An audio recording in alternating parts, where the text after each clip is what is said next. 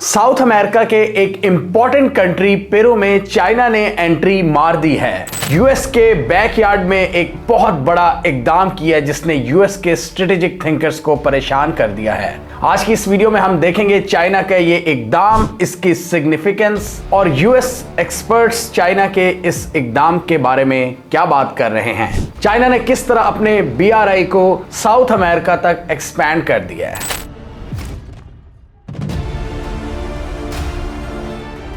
थोड़े दिन पहले चाइना के प्रेसिडेंट शी जिनपिंग ने पेरू का विजिट किया और वहां की प्रेसिडेंट के साथ मिलकर एक बहुत इंपॉर्टेंट पोर्ट की ओपनिंग की। इस पोर्ट की ओपनिंग में चाइना ने 1.3 बिलियन डॉलर्स की इन्वेस्टमेंट की है और इसके जरिए चाइना ये चाहता है कि साउथ अमेरिका के साथ उनकी कनेक्टिविटी इंप्रूव हो जाए। और एक्सपर्ट्स के मुताबिक इस नए रूट के अंदर इतना पोटेंशियल है कि ये पुराने ट्रेड कॉरिडोर्स को बाईपास कर सकता है, जिन पर ज्यादातर उजारादारी अमेरिका और यूरोप की है।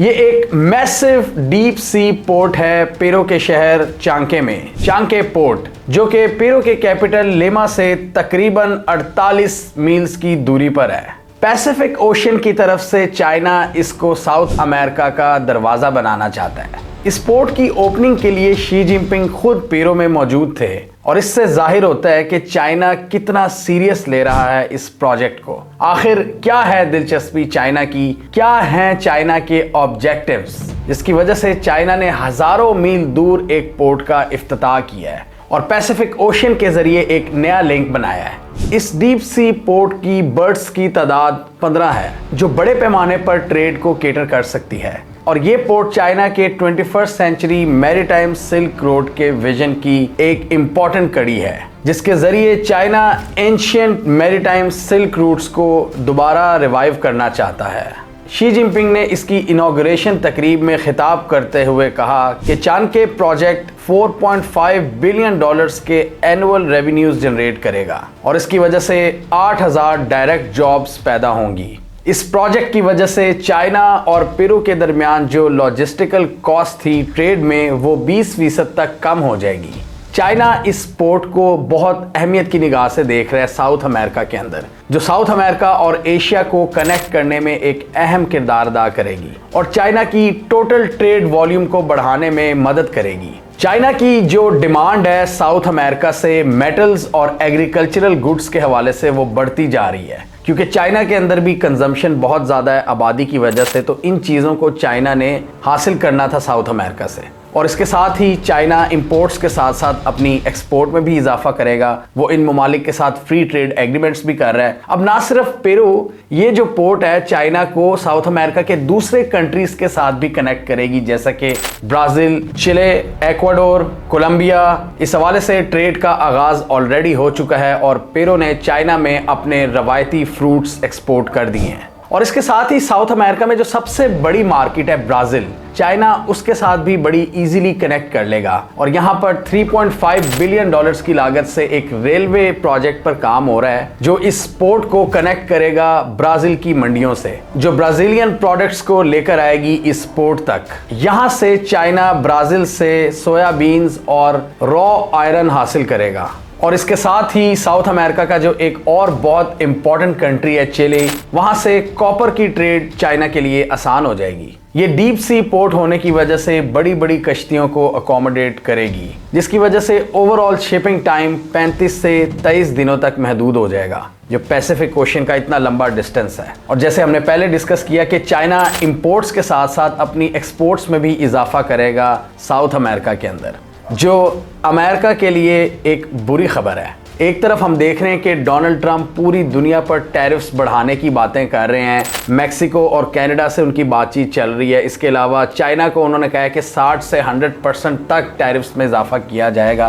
तो ये सारे कंट्रीज जो हैं ये पहले ही तैयार हो रहे हैं कि ट्रंप एडमिनिस्ट्रेशन से पहले आपस की जो ट्रेड है उसको डिफाइन कर लें, ताकि जो मुश्किलात आगे पेश आएंगी उनको वो उस वक्त आसानी से हैंडल कर लें। शी जिनपिंग के साथ पेरू के इस ट्रिप में चाइना के बहुत से बिजनेसमैन भी शामिल थे, जो बड़ी बड़ी डील्स करने आए हैं साउथ अमेरिकन कंपनीज के साथ। और यहाँ पर अमेरिकन स्ट्रेटेजिक थिंकर्स का रोना ये है कि हमारे बैकयार्ड में चाइना अब अपना इन्फ्लुएंस बढ़ा रहा है। वो समझते हैं कि साउथ अमेरिका यूएस के स्फीयर ऑफ इन्फ्लुएंस में आता है, तो चाइना इतने ज़्यादा इकदामात क्यों कर रहा है आगे बढ़कर, जबकि अमेरिका को यहाँ पर होना चाहिए था। अमेरिका हमें पता है कि बहुत सी इस वक्त जंगों में फंसा हुआ है, इसराइल को वो सपोर्ट कर रहे हैं, यूक्रेन को वो कर रहे हैं, तो इस वजह से एक बहुत बड़ा जो खला पैदा होता है उसको चाइना पुर करने की कोशिश कर रहा है, और चाइना इन कंट्रीज़ के साथ नए नए ट्रेड एग्रीमेंट्स कर रहा है। और डेफिनेटली साउथ अमेरिका बिल्कुल अमेरिका के नेबरिंग कंट्रीज़ हैं, चाइना से ये कई हज़ार मील दूरी पर हैं, फिर भी चाइना इनके साथ नए नए एग्रीमेंट्स कर रहा है। और यहाँ पर यूएस के जो मिलिट्री एक्सपर्ट्स हैं उन्होंने भी वार्न किया है, उनके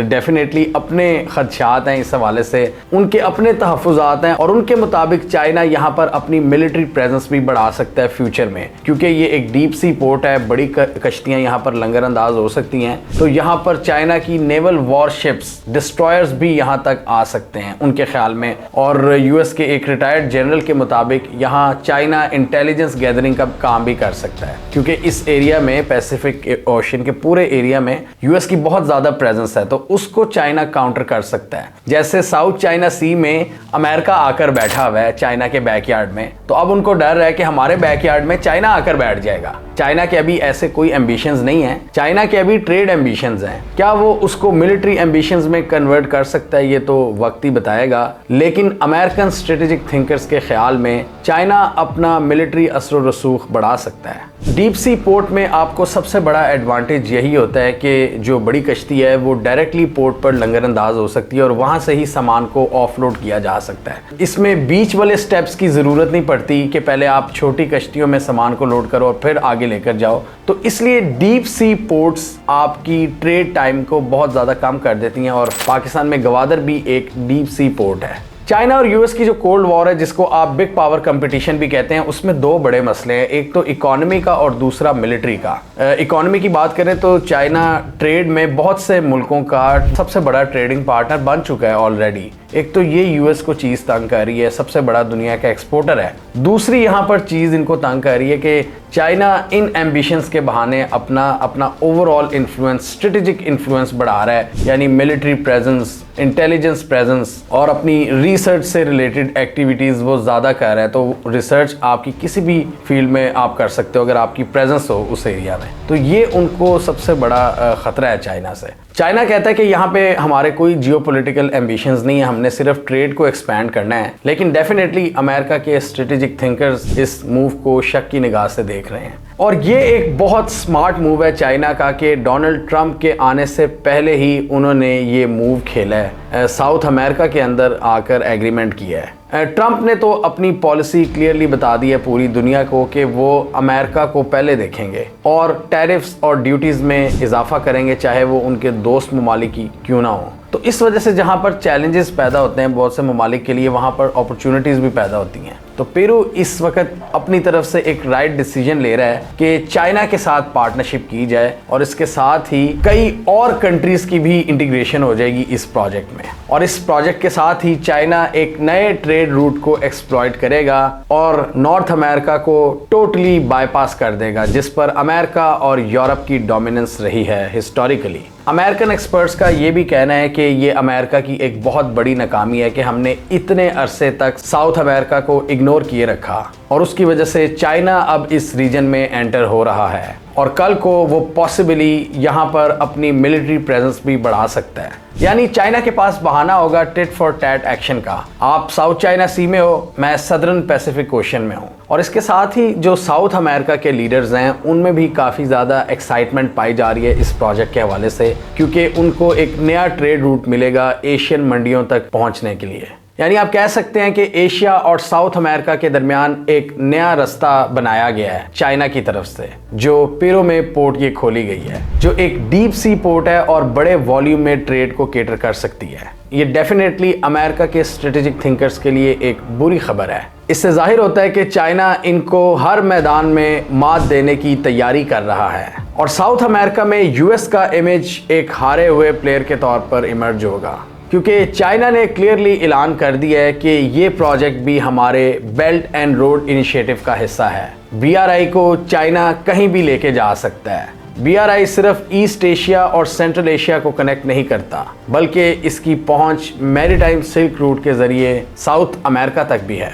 और साउथ अमेरिका के लिए चाइना के इंटरेस्ट का आप यहां से अंदाज़ा लगा सकते हैं कि चाइना के सदर खुद इस रीजन का दौरा बार बार कर रहे हैं। ब्राज़ील के साथ तो उनकी ब्रिक्स में भी एक बड़ी ज़बरदस्त अंडरस्टैंडिंग है। आने वाले दिनों में ट्रंप इन साउथ अमेरिकन कंट्रीज़ के साथ जो पुराने मुआहदे हैं, फ्री ट्रेड एग्रीमेंट्स, इनको रीनिगोशिएट करेंगे। और अगर ट्रंप ने वहां पर कोई लचक ना दिखाई तो ये कंट्रीज़ मज़ीद चाइना की तरफ टिल्ट करेंगे, हालांकि ये नेबर अमेरिका के हैं। यूएस ने पिछले कई सालों में इस खित्ते को इग्नोर किए रखा है, जबकि चाइना ने इनके साथ ताल्लुकात को उस्तवार किया है। और इसी चीज़ का नुकसान अब यूएस को होगा आने वाले दिनों में, जब इन कंट्रीज़ का ओवरऑल ट्रेड वॉल्यूम चाइना के साथ ज़्यादा होगा, ना कि यूएस के साथ। यूएस ने तो पिछले 30-40 सालों में साउथ अमेरिका को बड़ी शक की निगाह से देखा है, और स्पेशली ये ट्रंप की जो पॉलिसीज़ हैं कि यहाँ पर बाड़ लगा दो, सख्ती करो बॉर्डर पर, किसी को एंटर ना होने दो, इन चीज़ों की वजह से साउथ अमेरिका और यूएस के दरमियान काफ़ी दूरियां आई हैं।